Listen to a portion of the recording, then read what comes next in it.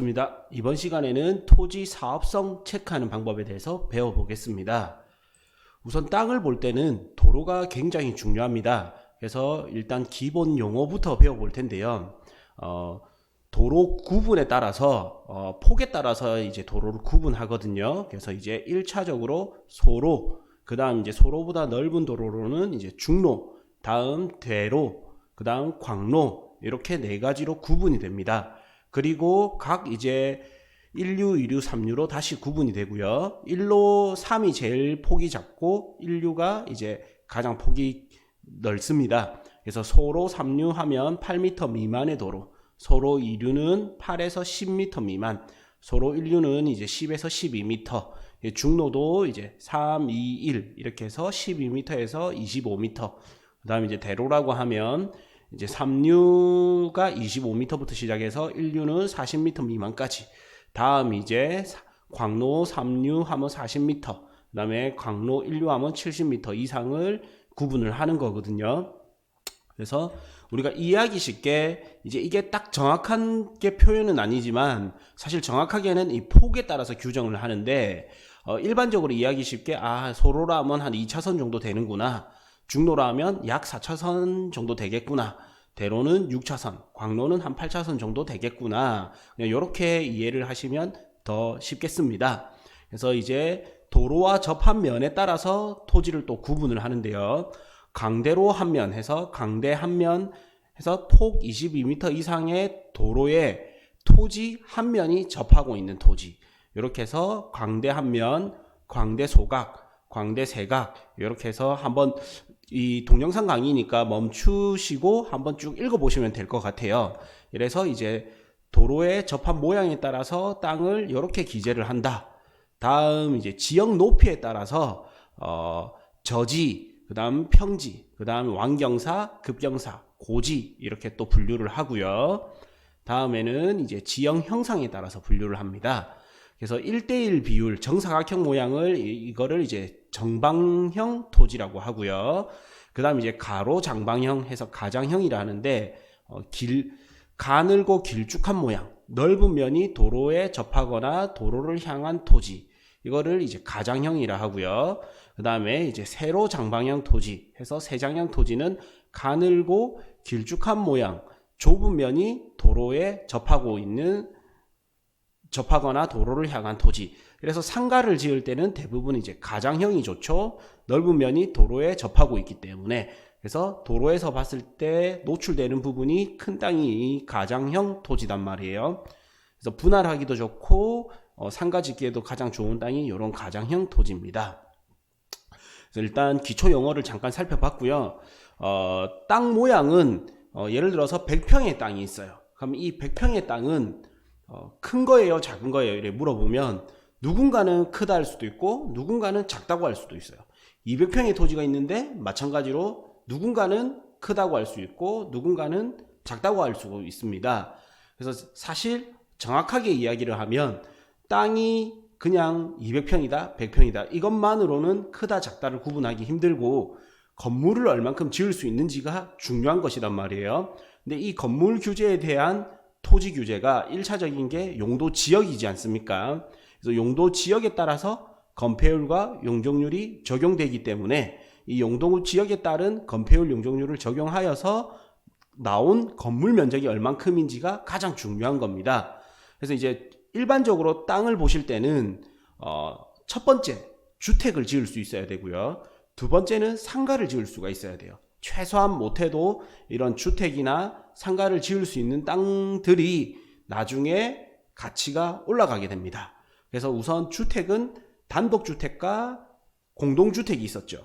그래서 단독주택부터 먼저 살펴보시면 단독주택 중에 단독주택은 단순하게 그 개인 취향에 따라서 달라질 것인데 다가구주택이 이제 일반적으로 수익형 부동산으로 만들 수 있는 단독주택이 바로 다가구주택이란 말이에요. 우리가 흔히 말하는 원룸 같은 거고요. 그래서 이 원룸을 지을 때 어떻게 적용을 되느냐, 대부분은 이제 1종 주거지역이나 2종 주거지역 혹은 자연녹지지역 혹은 계획관리지역 이런 곳에 원룸을 많이 짓게 됩니다. 아니면 일반 상업지역들도 있고요.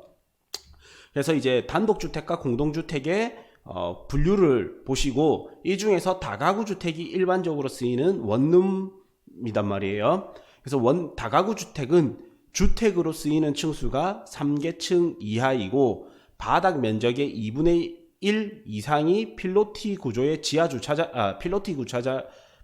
필로티 구조의 주차장이 되어야 되고 나머지는 주택 외로만 사용이 가능합니다. 그래서 여기는 뭐 보일러실이나 창고 혹은 뭐 사무실 혹은 상가 이렇게 하는데 상권이 어느 정도 있다 해서 상가가 들어갈 수 있는 게 가장 좋은 거예요. 그래서 땅을 보시더라도 2, 3, 4층은 원룸이지만 1층에 상가가 들어갈 수 있다. 이게 이제 가장 좋은 입지의 땅이라고 볼 수가 있습니다. 그 다음 면적은 한 개동 주택으로 쓰이는 바닥 면적이 660제곱미터 이하, 그러니까 약 200평 이하의 주택 면적이 200평 이하가 나와야 되거든요. 그리고 가구수 제한은 2가구에서 19가구까지.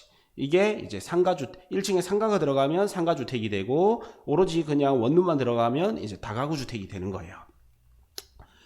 그래서 일반적으로 이제 일종 일반 주거지역은 건폐율이 60%에 용적률이 200% 그리고 4층까지만 지을 수가 있죠.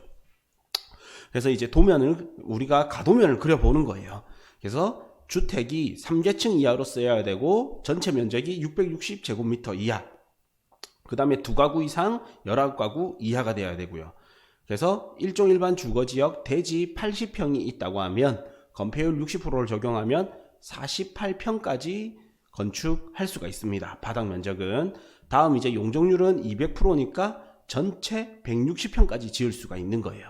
그러면 1층은 이제 필로티 주차장 포함 2분의 1 이하는 이제 상가 내지는 다른 용도, 주택 외 용도로 쓸 수가 있는 거예요. 그래서 1층을 48평으로 오로지 주차장으로 할 수도 있고 일부는 2분의 1 이하는 주택 외 용도로 쓸 수도 있습니다. 다음 2층에 48평, 그러면 3층에 48평, 4층에 48평 이렇게 했을 때 19가구 이하니까 일반적으로 우리가 도면을 그린다 하면 6가구씩 이렇게 넣어보는 거예요. 그러면 한 개층에 6가구니까 3, 6, 18, 3개층에 18가구가 들어가는 거예요.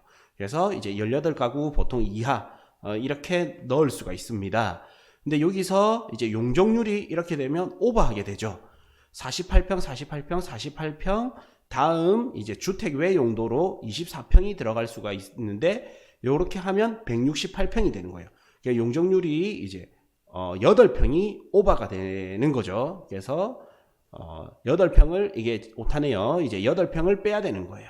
나머지. 그래서 마지막 층 4층에서 8평을 빼거나 아니면 상가에서 빼거나 이렇게 해서 만들 수가 있어요. 1층에서 빼거나 1층 면적을 빼거나 마지막 면적을 빼서 여기는 주인 세대로 넣거나 일반적으로 이제 이런 형태의 이거를 기본으로 해서 원룸들이 만들어진단 말이에요.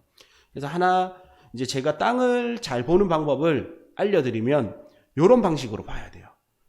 무슨 말이냐면 건물을 먼저 보고 거기서 건물을 빼면 땅이 남습니다. 그러면 요런 땅에는 이런 건물을 지을 수가 있구나를 계속 반복해서 보시다 보면 알 수가 있는 거예요. 그래서 요거는 저는 이제 주로 볼 때 부동산 디스코라는 어플이나 이 사이트에 들어가서 보거든요. 그래서 디스코에서 이제 이 건물을 그대로 스크랩을 한 겁니다. 그래서 보면 이제 주 용도는 단독주택이고요. 1층은 이제 상가로 쓰고 있지만 주된 용도는 단독주택이라는 거예요. 그래서 요 최대 면적이 단독주택으로 쓰이고 있는 면적이 많다라는 것이고 구조는 이제 철근 콘크리트 구조 그리고 대지 면적이 81.37평입니다. 약 80평에 가깝죠. 다음 이제 바닥 면적이 약 60% 정도 썼네요. 건폐율이 58.1 해가지고 건축 면적이 47.28평 그러니까 1층 면적이 47.28평이고 이제 연면적이죠. 연면적 용적률이 같네요. 그러면 이제 주차장이나 대피 공간 이런 거를 거의 없다라는 뜻이고 그래서 전체 면적은 140.25평 해서 용적률은 172.35%를 썼습니다. 다음 이제 이게 국계법에서는 1종 주거지역이 200% 이하, 2종 주거지는 250% 이하인데 각 지자체별, 서울은 서울, 부산은 부산, 각 지자체별 조례에 의해서 이종 주거지는 원래는 국계법에서 250% 이하기 때문에 200%일 수도 있고 220%일 수도 있고 180%일 수도 있는 거예요. 그리고 이게 조례가 조금씩 또 바뀐단 말이에요. 이때 당시에 조례 기준을 맞추다 보니까 용적률을 172%를 사용했을 수도 있고요. 아니면 주차 대수라든지 이런 규제 때문에 또 용적률을 다 사용 못했을 수도 있습니다. 어쨌든 용적률을 172% 정도 사용했고, 지하는 없고 지상 4층까지 있고요. 다음 가구수는 10가구 정도 이렇게 들어와 있고, 주차는 이제 6대 가능합니다. 아마도 이거를 보니까 주차 대수 때문에 이거를 맞췄구나. 그 다음에 승강기를 보니까 0대, 그러니까 엘리베이터가 없구나. 그 다음에 건물 전체 높이는 11.55, 4층까지인데 11.55니까 한 개 층에 3m가 조금 안 되겠구나. 다음 이제 이쪽이 잘린 부분이 없죠. 그러면 1조권 사선 제한을 안 받았겠구나. 그러면 이제 북도로를 접하고 있거나 아니면은 이제 일반 주거지역이나 전용 주거지역이 아닐 수도 있겠죠. 네. 이런 거를 계속 보시면서 아는 만큼 보인다고 공부를 했으면 또 이 실천을 안 하게 되면 금방 까먹게 됩니다. 그래서 핸드폰에, 스마트폰에 디스코라는 어플을 꼭 설치를 해두시고 쉽게 볼 수가 있어요. 로드뷰도 넣어보고 지나가다가 건물이 보이면 이렇게 디스코 어플을 통해서 건물 정보, 토지 정보를 바로바로 보는 거예요. 2017년 3월 9일 날 준공이 되었고요. 다음 이제 층별 정보를 보니까 1층에 16평에서 소매점이 들어갔어요. 그래서 바닥 면적이 아까 약 47평인데 2분의 1 조금 안 되게 해서 상가가 들어가 있죠. 소매점 해서 들어가 있는데 부동산이 들어가 있습니다. 다음 이제 이 4평은 계단실이죠.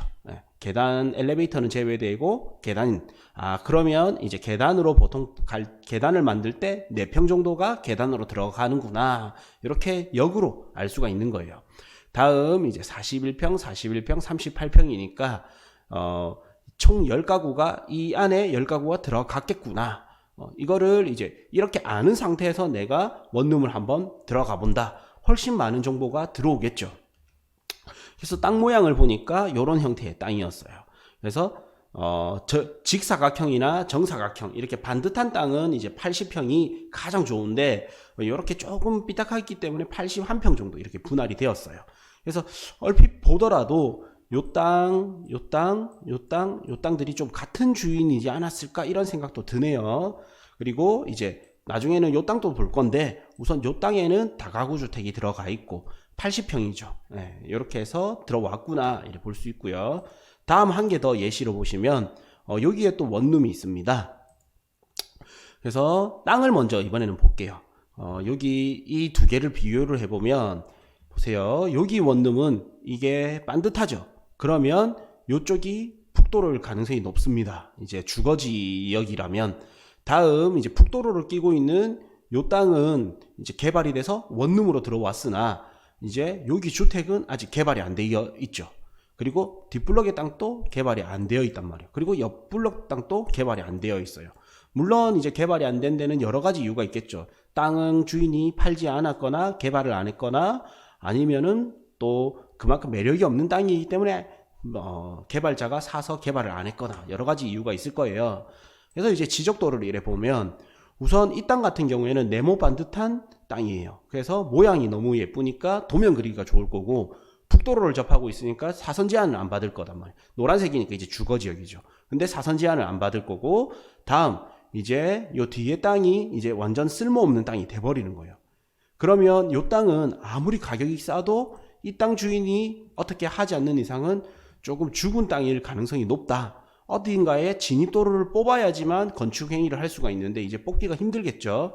이런 땅은 이런 주의가 필요합니다.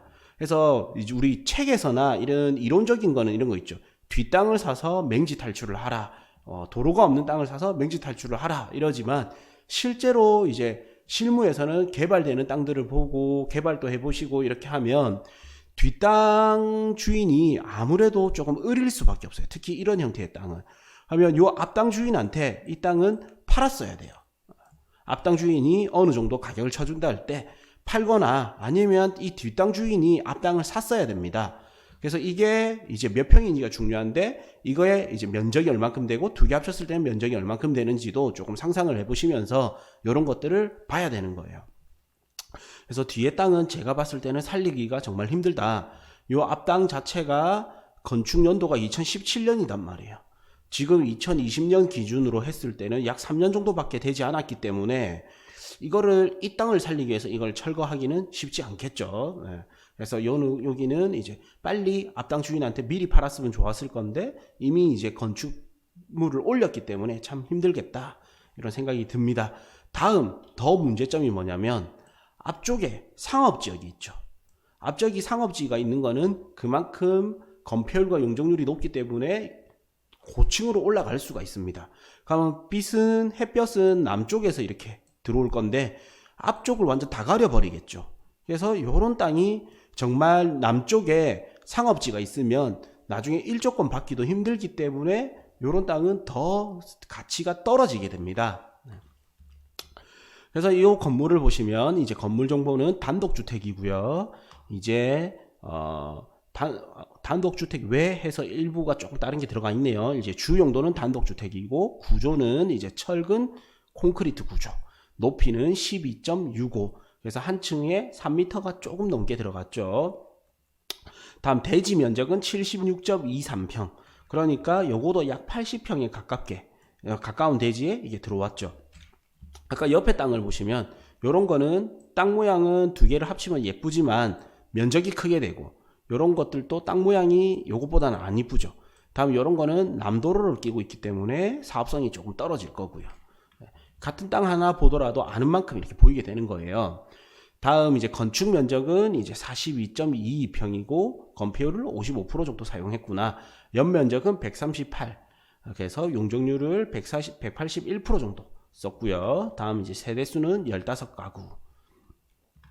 다음 이제 보면 한 층당 이제 전체 면적이 417제곱미터로 해서 이제 660제곱미터 이하로 해서 맞췄죠.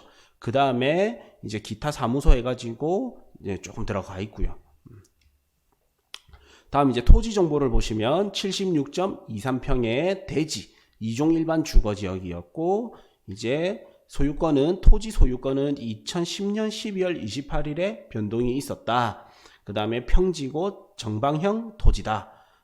세로 한 면 해서 세로 한 면에 도로를 접하고 있다. 이렇게 이제 토지 정보가 나옵니다. 이렇게 해서 이거를 계속 반복해서 보시면 굉장히 땅 보는 눈에 도움이 될 거예요.